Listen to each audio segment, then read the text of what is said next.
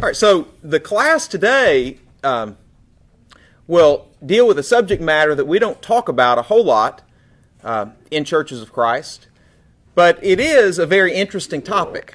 And I'm going to try to be careful not to spend all the time on the opening points so that we're not able to finish it. I'm going to try to get through the end of it today. You know, I'm not always really good at that, but we'll try to.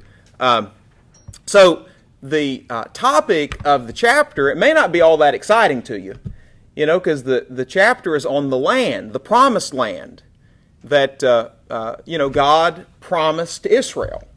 And this actually is a topic that's pretty controversial today.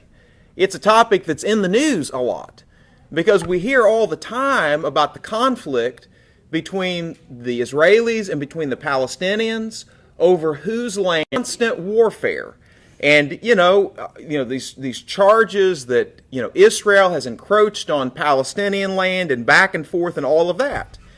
And especially in the evangelical world where most people hold to premillennialism, it's a topic that they're really concerned about because premillennialism, now just the term itself means that Jesus Christ will return before the millennium.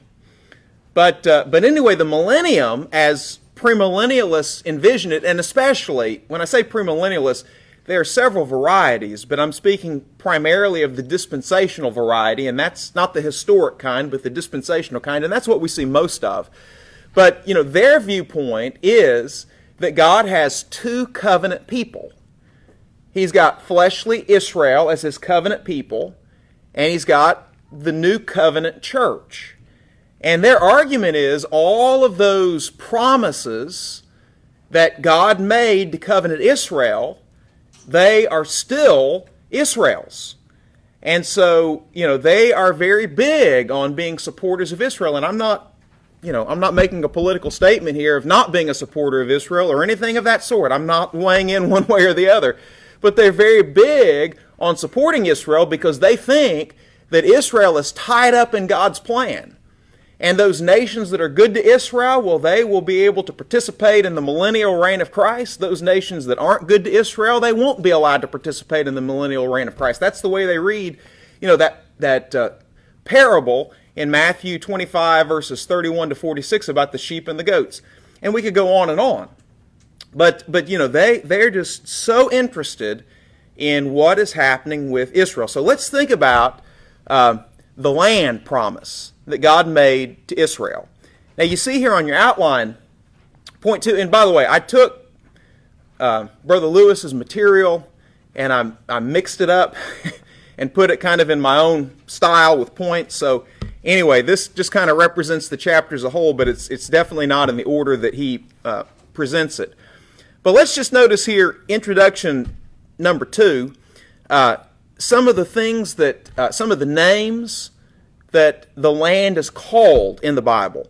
And this is not an exhaustive list, but here are just a few of the names. Called the Lord's land. And then Zechariah 2:12, it's called the Holy Land. And then in Hebrews 11 verse 9, it's called the Promised Land. Your translation may say the land of promise, but whenever in the Greek language a genitive is used like of promise, it means just the promised land. So that's what it's called. Okay, so now let's move into the text or in the discussion. So here's what we're going to talk about. We want to look at the land promised. We want to look at the land described. We'll look at the land given. We'll consider the land lost. And then we'll think about the land and the church. What relationship does the church have to this land promise? All right? So let's start by turning in our Bibles, just turn to Genesis 12. And I'm just going to kind of summarize. God took him from Ur of the Chaldees. Now, Ur of the Chaldees would be just north of the Persian Gulf. It would be in what we know of today as Iraq. And, David brought out last week that, Abram was a part of an idolatrous family And seemingly Abraham was idolatrous for a period of time, but then turned to Yahweh, and Yahweh chose him. The true God chose him and told him to leave his country, to leave his family, and to come to a land that he would show him, and he would make him into a great nation, and would make his name great, and that through Abraham and through Abraham's offspring, all nations of the earth would be blessed. So, Abraham left Ur of the Chaldees. And if you look at a map, well, I've got a map right here. And I brought it here for this purpose, but I was about to forget I had a map. So, right there's Ur, okay? And this area right here is called the Fertile Crescent. And you understand why it's called the Fertile Crescent. It's because, it's in the shape of like a crescent moon, right? And it's called sources. You've got the rivers, okay? And so that's a fertile land. But this area is all desert.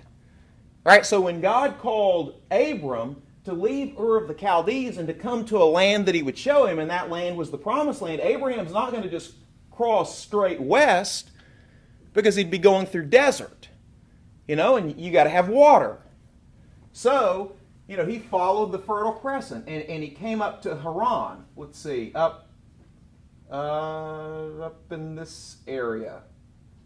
I'm not seeing it on the map here, but anyway, up in this area. Oh, there it is, right there. He came up to Haran, and of course, he stayed there until his father died, and then came on down into the Promised Land. All right? So at the time, and we'll notice this from Genesis chapter 15, at the time that Abraham came into the Promised Land, there were nations dwelling in it. In Deuteronomy, those are constantly referred to as the 7 nations, or several times they're referred to as the 7 nations. Sometimes they're just referred to as Canaanites, sometimes they're referred to as Amorites, sometimes there's a technical distinction between Canaanites and Amorites, but at any rate, Abraham left Ur, he came over into the Promised Land, other nations are dwelling there, but God is going to promise that land to Abraham. All right, so let's read some of those. Chapter 12, let's look at verse 7. Genesis 12:7. The Lord appeared to Abram and said, "To your offspring I will give this land."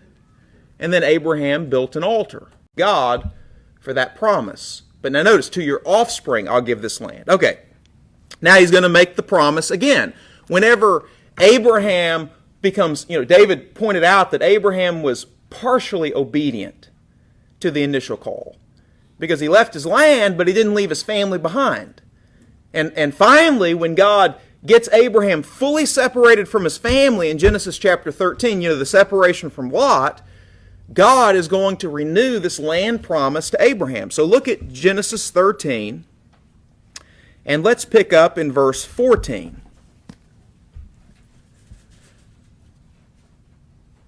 So the Lord said to Abram, after Lot had parted from him, "Look around from where you are, to the north and south, to the east and west. All the land that you see, I will give." Now, what did Genesis 12:7 say? I'll give to your offspring.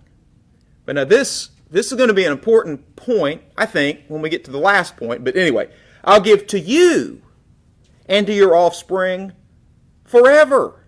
I will make your offspring like the dust of the earth, etc., etc. So now all the land you see, Abraham, I'll give to you and to your offspring forever. So we come over to Genesis chapter 15.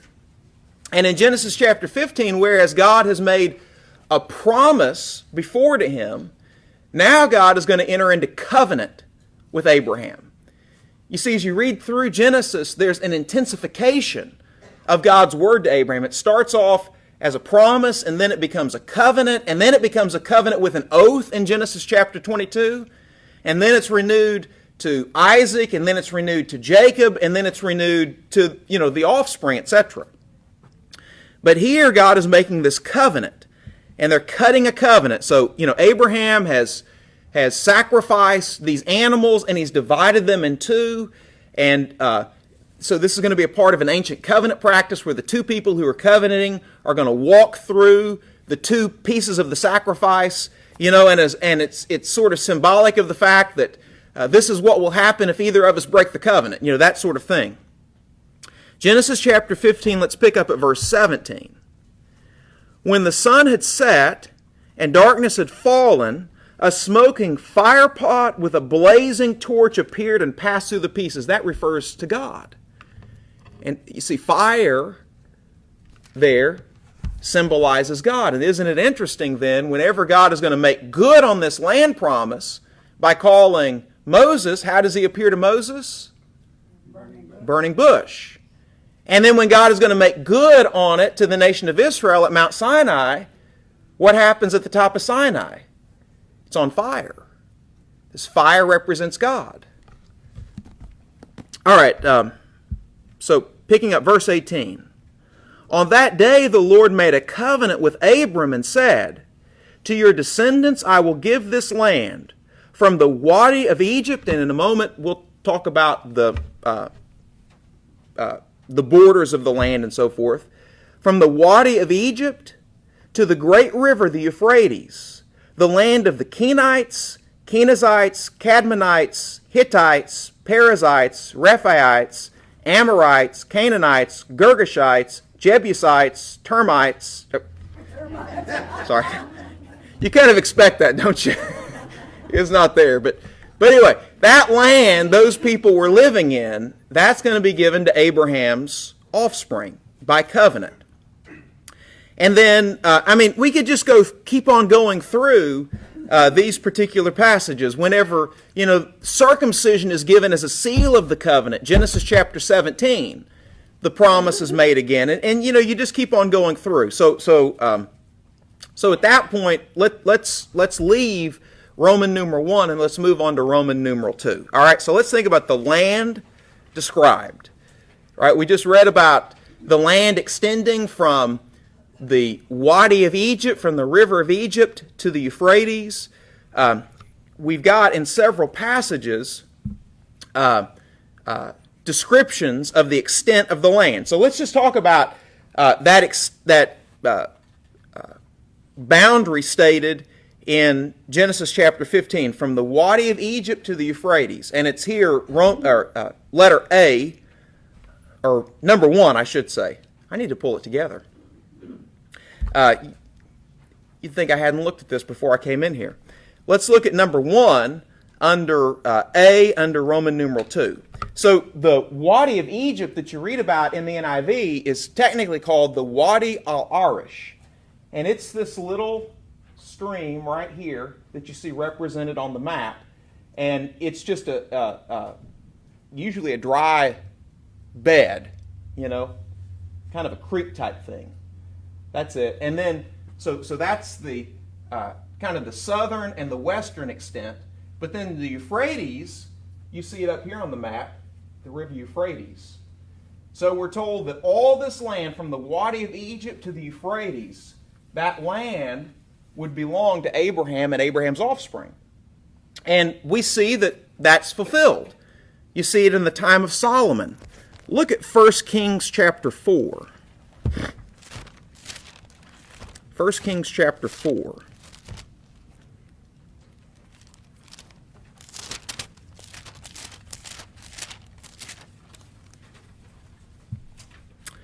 Look at verse 21.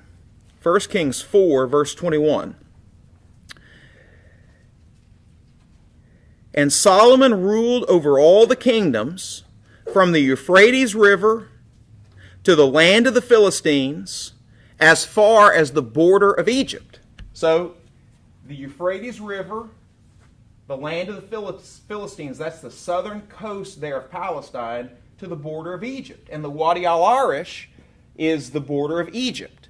So in Solomon's time, we see that the control of the Israelites.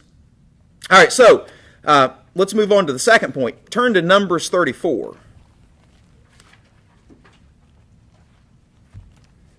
Well, and I may not read through all of this text. So in Numbers 34, you see the northern, southern, western, and eastern border of, the promised land described. So the southern border, let me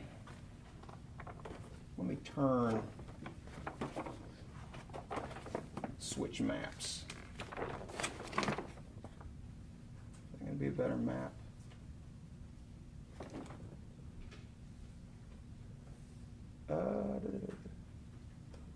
Well, this is good enough. We'll just stay here. All right, so the southern border, which is described first, it starts at the Dead Sea. So you can hardly see it here, but that's the Dead Sea. On this map, it's better. Right there, there's the Dead Sea. See? And that's the lowest spot on Earth, over 1,300 feet below sea level. And you know the reason why it's called the Dead Sea? It's because the salt content of it is so great that there's no life in the sea. So it's not a place to go fishing. You're out of luck if you're a fisherman and you live at the Dead Sea. And it's actually a sea that you can't sink in because of the salt content. But anyway, it extends from the Dead Sea, and then it's described as going south of Kadesh Barnea. And remember, Kadesh Barnea, when Israel left Mount Sinai after the covenant was made, and they made their way up, they went to Kadesh Barnea, and that's where the spies were sent out. That's where the Israelites refused because of unbelief to go in and conquer the land. But it runs south of Kadesh Barnea, and then it comes to the Wadi al-Arish and goes out at the Mediterranean Sea. So that's the southern border. And then you've got the western border, and that's the Mediterranean Sea. And, by the way, do you know what Mediterranean means? Medi means middle, Terranean, earth, Middle Earth. Anyway, that's what it's called. That was the perspective of the people, in that day. So anyway, the Mediterranean Sea is the western border. And then we've got the northern border. So it starts here at the Mediterranean Sea, and then we're told that it runs to Lebo Hamath, the entrance of Hamath. Lebo means entrance, so Hamath. So there it runs to there, and then goes down to the south. Well, of course, we understand at one point it went all the way to the Euphrates River, but as described in Numbers 34, then it goes down, you see, to this area where ultimately you go to the Sea of Galilee, then along the Jordan River and to the Dead Sea. So that's of course the eastern border, as described in Numbers 34. So you see, it's not quite as great of an extent described in Numbers 34 as was promised in Genesis chapter 15, and which it achieved in the time of Solomon when it went to the Euphrates River. We've got some of the regions of the Promised Land described in passages like Deuteronomy 1. Turn to Deuteronomy 1. I think that's going to be the...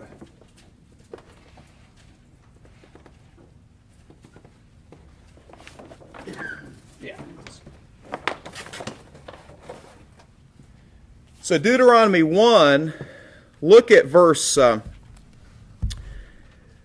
7, and we'll go down to verse 9. Now, of course, Deuteronomy consists of 3 sermons and then some additional material at the end that took place just in the closing months of Moses' life, actually the last month of Moses' life, before he died and Joshua took over and they entered into the Promised Land. So Deuteronomy 1 verse 7 says, break camp. So we're looking back at Sinai, and this is what was said at Sinai. Break camp and advance into the hill country of the Amorites. Go to all the neighboring peoples in the Arabah, in the mountains, in the western foothills, in the Negev, and along the coast, to the land of the Canaanites and to Lebanon, as far as the great river Euphrates. See, I have given this land. Go in, take possession of the land the Lord swore that he would give to your fathers, to Abraham, Isaac, and Jacob, and to their descendants after them. So you just look at those. The Arabah. What's the Arabah? Well, that's this rift valley right here that you see the Dead Sea in. So that's the Arabah. And then after the Arabah, we're told the mountains. That would be this area just to the west of the Arabah. That's where, like Jerusalem would be in the mountains. And then as you're making your way to the coast, you go from the high, you've got a really low elevation here, because again, the lowest spot on earth, then you go up in elevation into the mountains, and then you start working down in elevation as you head toward the Mediterranean Sea. So then you go into the western foothills, the Shephelah, your translation may say, and then you've got the coastland, which is the Philistine country. And then we've got described Lebanon, which would be up here to the north, you see, and then to the Euphrates River. So those are the regions of the land described. So, this was a good land. Deuteronomy 11:17 describes it as the good land. And you remember when God called Moses at the burning bush to lead Israel out of Egypt and to come into the promised land, he called it the land flowing with milk and honey.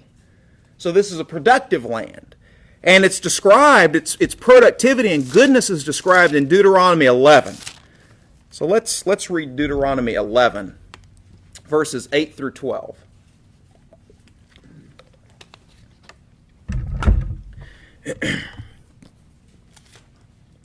Here we're told, verse 8, "Observe therefore all the commands I'm giving you today, so that you may have the strength to go in and take over the land that you're crossing the Jordan to possess." Now, isn't that interesting? Not eat your Wheaties so that you have the strength to go in. Not, get a good night's rest so you have the strength to go in. It's obey my commands, because their strength is in the Lord. They're only strong as long as they obey the Lord. So obey my commands so you have the strength to go in and take over the land that you're crossing the Jordan to possess. Because at that time, you remember how Israel was camped here to the east of the Jordan. And you remember they had defeated, Sihon, here, and Og to the north. Anyway. All right, verse 9. "And so that you may live long in the land, the Lord swore to your ancestors." So this will be a point later. Living long in the land was dependent upon their obedience. So this is a conditional promise. The land that the Lord swore to your ancestors to give them and to their descendants, a land flowing with milk and honey. So it would be a land suitable for cattle. And of course, it would be a land in which you've got the honeybee, just a very productive land. The land you're entering to take over is not like the land of Egypt from which you've come out, where you planted your seed and irrigated it by foot in a vegetable garden. Because, Egypt, I'll just lift this up here at this point. I mean, Egypt, what do you have here in Egypt? Desert. This is all desert. But if you were to look at a map of Egypt by night, where you just see the lights of the towns and everything, you would see the lights running right down that way. That's where civilization is. It's along the Nile River. The nation of Egypt is referred to as the gift of the Nile, because civilization is dependent upon being able to grow crops and that sort of thing. And this land around the Nile River was very productive land, because the Nile would flood every year. But, in order to grow your crops, it was dependent upon this artificial irrigation and things of that sort as well. And so Moses tells Israel, or God through Moses tells Israel, that this land you're going in to possess, it's a better land than the land you've left in the land of Egypt. It's not a land that you have to artificially irrigate. It's a land that God will irrigate for you. Keep on reading verse 11. "But the land you're crossing the Jordan to take possession of is a land of mountains and valleys that drinks rain from heaven. It is a land the Lord your God cares for. The eyes of the Lord your God are continually on it from the beginning of the year to its end." The idea is from the beginning of the planting season to the end of the year when you reap the harvest. God is constantly looking at this land. So it is a land of milk and honey. All right, so let's move to the third point. Let's think about the land given. By the way, what time is it? 3 minutes till 10. Okay, so we got 18 minutes. Okay. So I'll limit the verses here that we look at. So during the lifetime of Abraham, Isaac, and Jacob, they did not receive the land.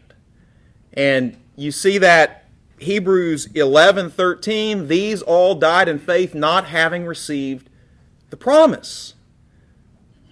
but they saw them from afar.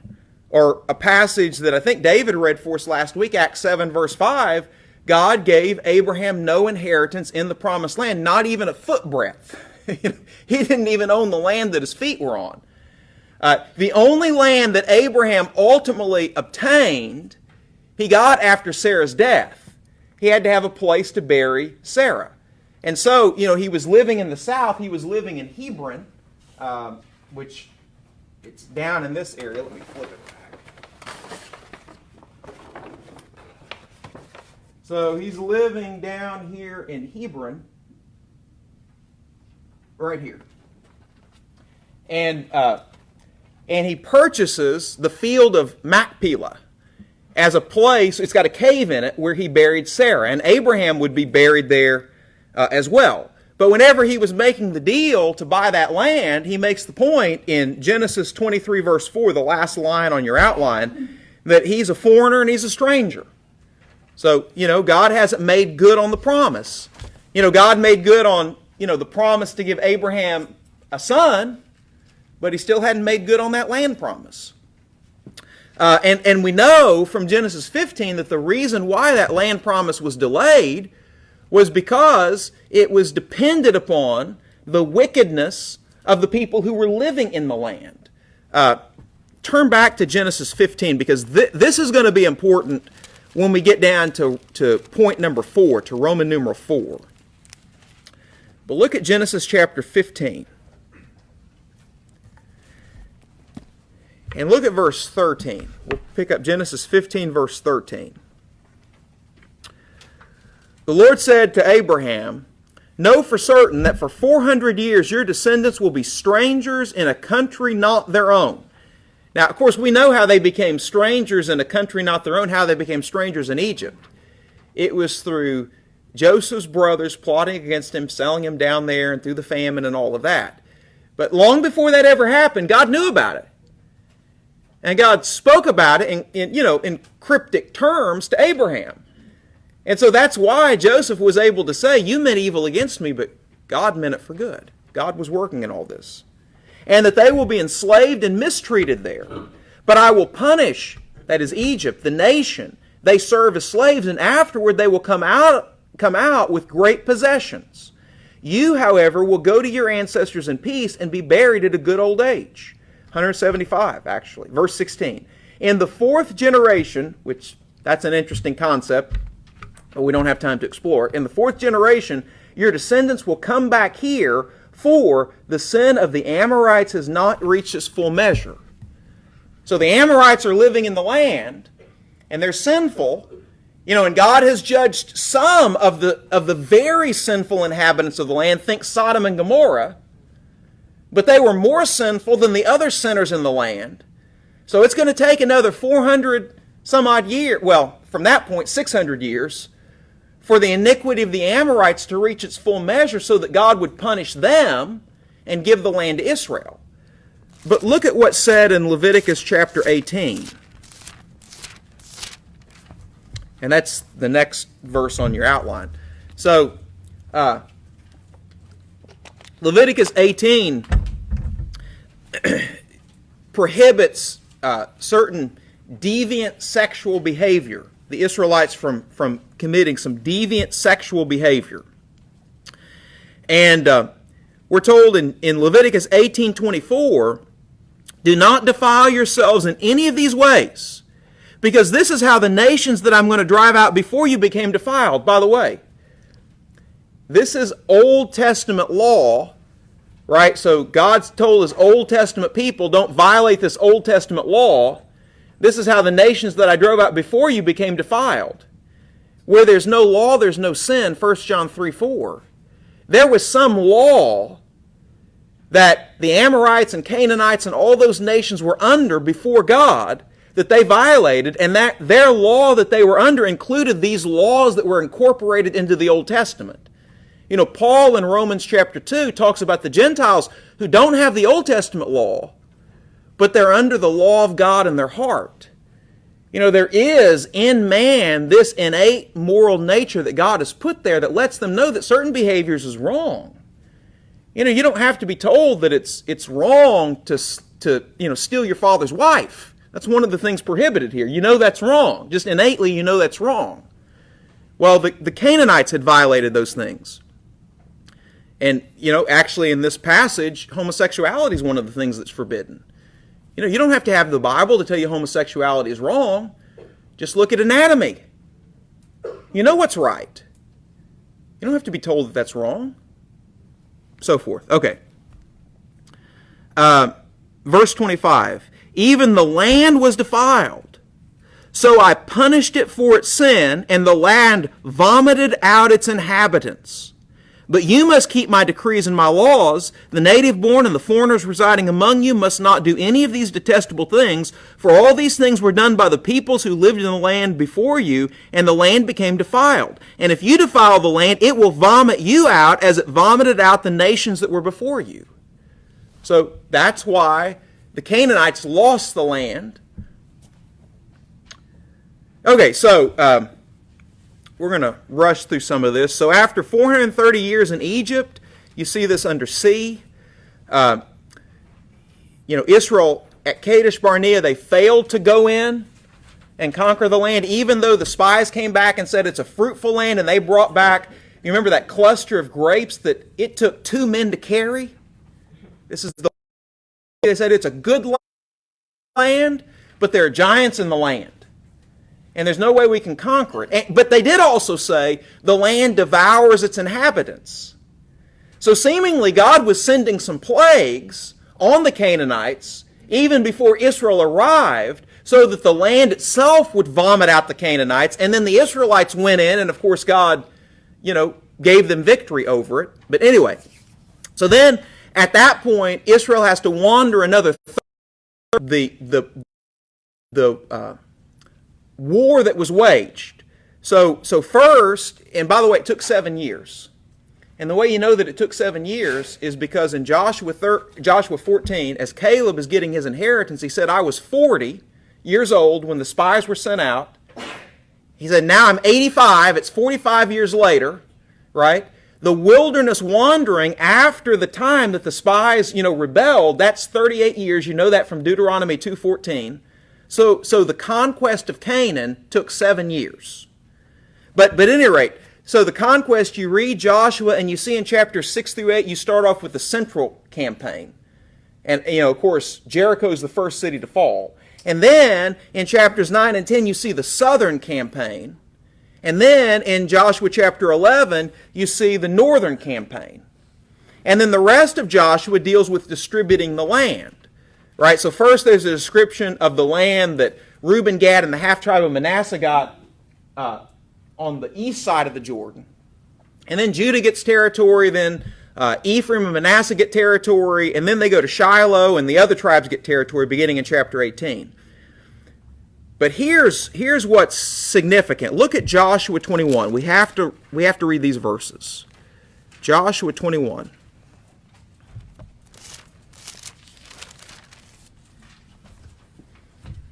There's no way I can get through this. Joshua 21, let's pick up in verse 43.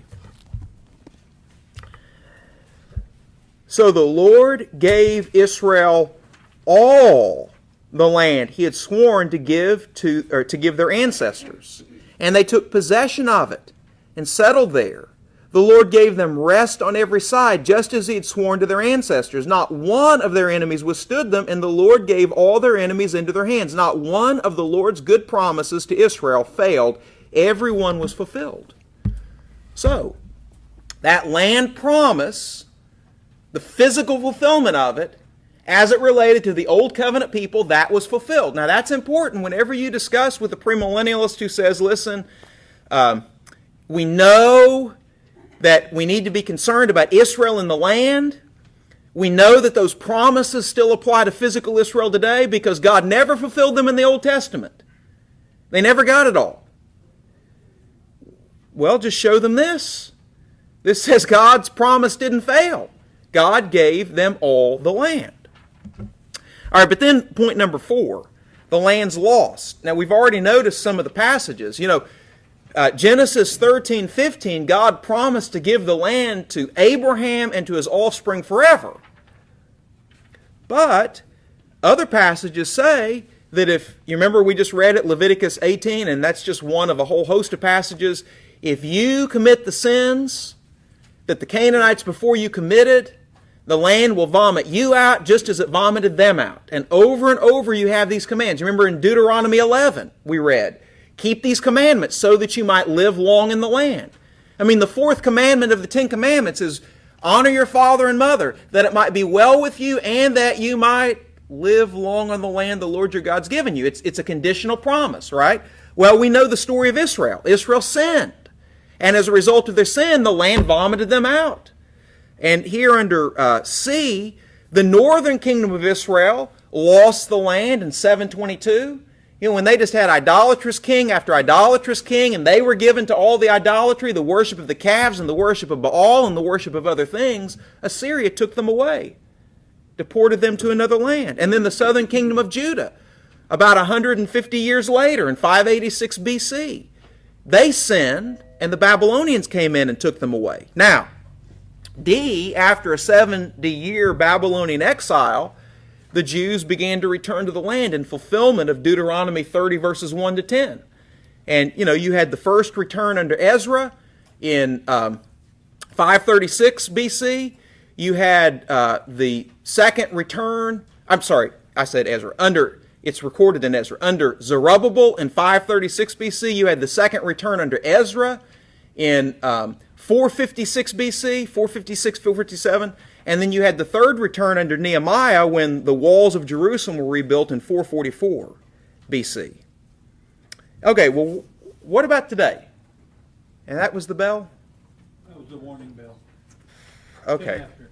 So what can I say?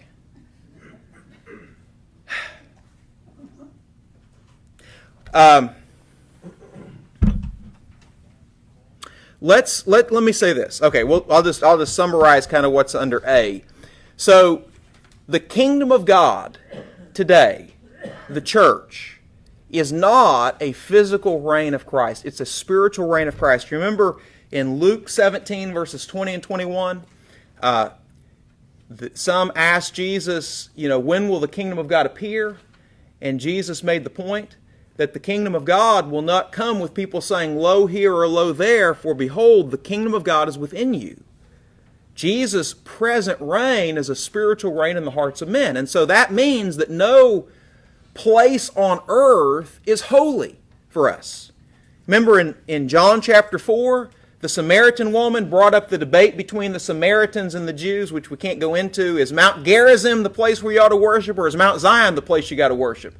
And Jesus said, neither. Neither. Now, true worshipers don't worship God in just one locality. They worship God everywhere, but what makes them true worshipers is they worship in spirit and in truth. So we may call Palestine the Holy Land, and we may use that accommodatively. I'm not against that, but it's not holy anymore. Right? But that is not to say, well, and let me just add one more verse. Look at Hebrews 13.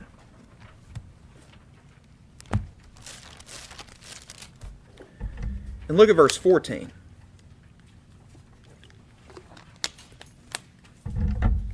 Hebrews 13, verse 14. Now, keep in mind, those to whom the Hebrews writer is writing are people who are Jewish. They're Jewish Christians. And they're thinking about leaving Christianity to go back under the Old Covenant. So these people who are physical descendants of Abraham, Isaac, and Jacob, but more importantly, they're spiritual offspring of Abraham through faith.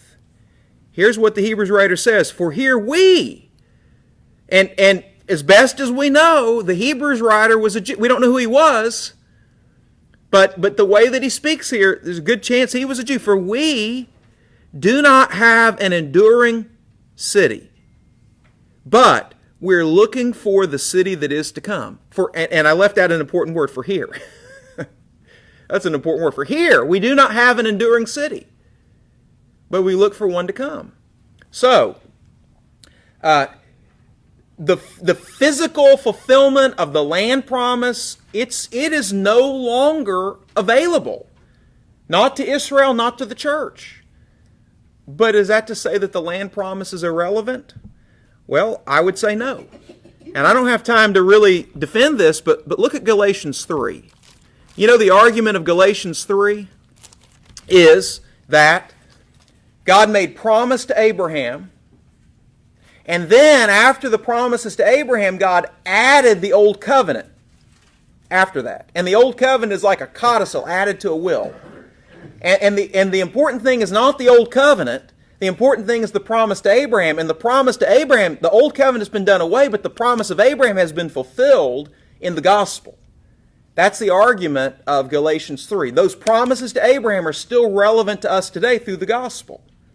And of course, we recognize that fully with the Genesis 12:3, in your offspring all nations of the earth will be blessed. The offspring's Jesus. But look at Galatians 3:16.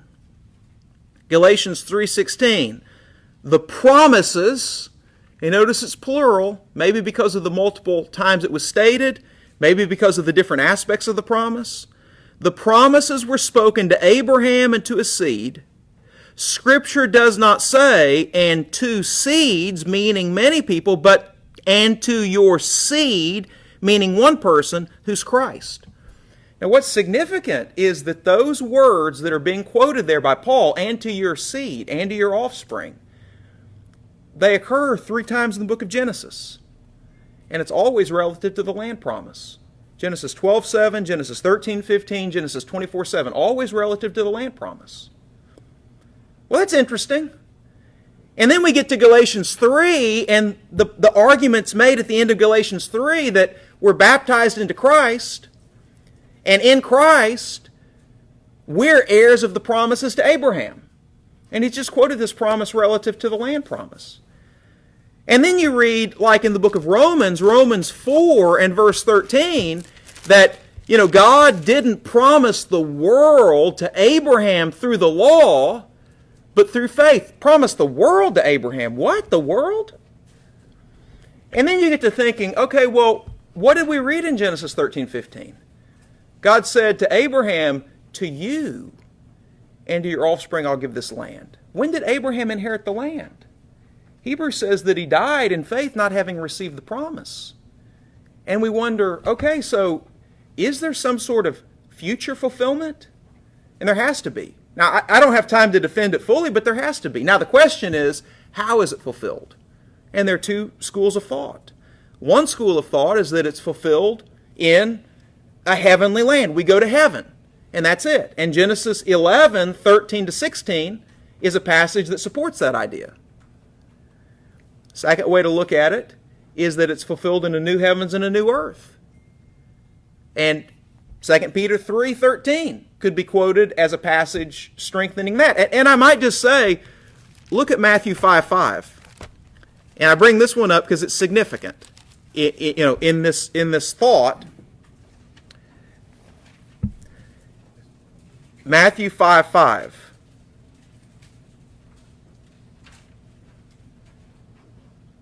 Blessed are the meek, for they shall inherit the earth. Now, if you're familiar with the Old Testament, you know that Jesus is echoing a passage from the Old Testament. He's echoing several statements made in Psalm 37. Psalm 37:11. The meek will inherit the land. Now in Psalm 37, the land is a reference to the promised land. The meek will inherit the promised land. And here Jesus says the meek will inherit the earth. Now that's a promise to Christians. The meek will inherit the earth. And we ask the question, well, when do we inherit the earth? Do we inherit the earth now? I mean, we die and we leave the earth. How do we really inherit the earth?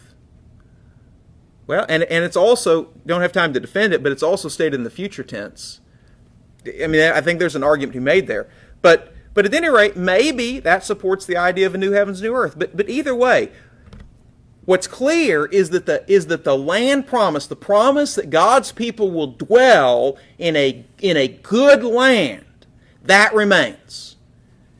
Now what's open to debate is whether it means the good land is our eternal existence in the third heaven where God is now, or whether it means there's some sense in which heaven comes down after Jesus comes again.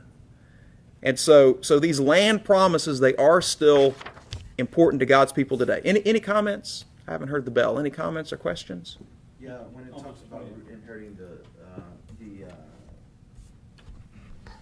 promised land, when it's referring back to Psalm 37:3, is it referring just to the same promised land as it existed before in the Old Testament, or the entire world? So in Psalm 37, it is the promised land. It's the land of Canaan, right? But the question is, when Jesus quotes that, it seems like there would be an expansion, because again, he's quoting that it's relevant to New Covenant Christians, and then you link that up with Romans 4 and maybe the world. But there are other ways to view it.